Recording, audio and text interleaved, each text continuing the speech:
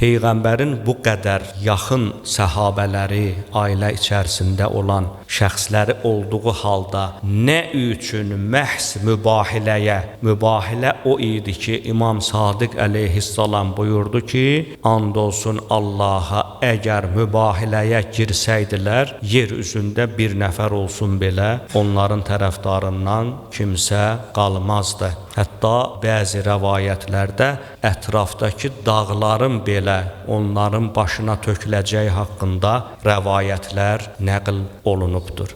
Deməli, bu şəxslərin, onların da içərisində Əli əleyhissalamın şəni o qədər alidir ki, Allahın dərgahında onun Peyğəmbərin duasına amin deməyi və yaxud da özünün dua və ya qarğış etməyi uca dərgahda dərhal qəbul olunmağa səbəbkardır.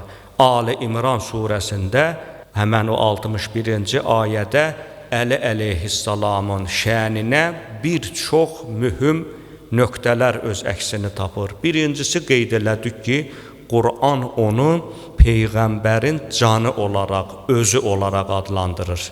Bu özü çox böyük bir fəzilətdir. Bundan üstün fəzilət yoxdur. Əli əleyhissalam yeganə şəxsdir ki, Peyğəmbər əleyhissalamın özü adlandırılıb Qur'an-ı Kərimdə. Bütün bunların hamısı onu göstərir ki, əziz möminlər, o həzrətin nəinki özünün fəziləti nəinki onun özünün adının müqəddəsliyi.